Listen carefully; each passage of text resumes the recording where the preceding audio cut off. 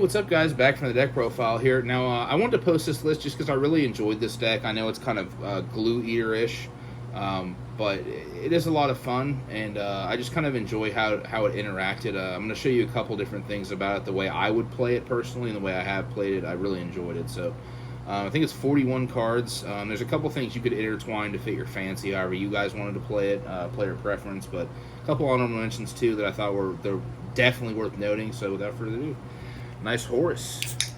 Just Horus. You see the Yubel fusion. You can probably imagine where I'm going with that. Also, shout out my boy Jared for the Yubel stuff. I will have a Yubel profile soon.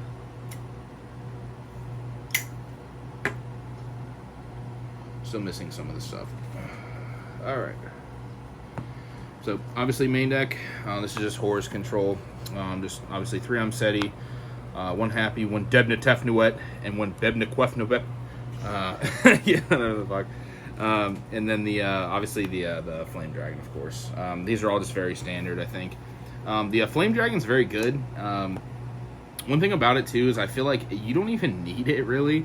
I cited it out a couple times and it was completely fine. Like, I know that might be crazy or whatever, but it's just, you know, the deck just kind of does what it does. So, and obviously 3 Fenrir, and then the last monster is the Crystal Beast.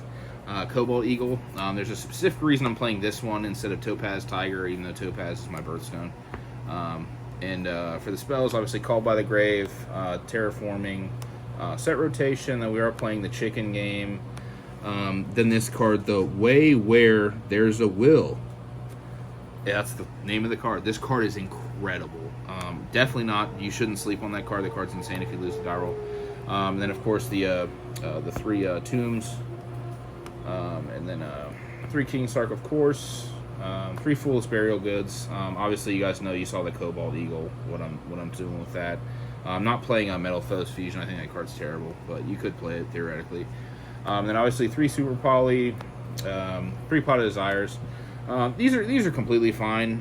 The Pot of Desires, honestly, a lot of the time could just be imperm. But I just want to have more draw cards. That's just, you know, kind of me. So Bait the Ash, etc. So. And then the TC Boo, I hate that abbreviation. And then this card's also incredible. This sets itself if you send it with Foolish Burial Goods, so that's definitely worth noting. The card's insane. I'm only playing 2 of the Rainbow Bridge. I think 3 is a little much, but I could see an argument for 3 if you wanted to. And then obviously the 3 Skill Drain. And then I really like Torrential, and like I said, these could be imperms if you wanted to, but Torrential in this deck is so gross. Like, it's like they finally think they're gaining ground, and then you flip Torrential, and they're just like, yep, next game. Like, I thought I got close, didn't. And then for the extra deck, of course, the Yubel Fusion. Shout out my boy Jared once again. I appreciate you, bro. Love you. And then the Predaplan, of course. The Ashen Fusion. This card is such a godsend to this deck a lot of the time. It's also level 8.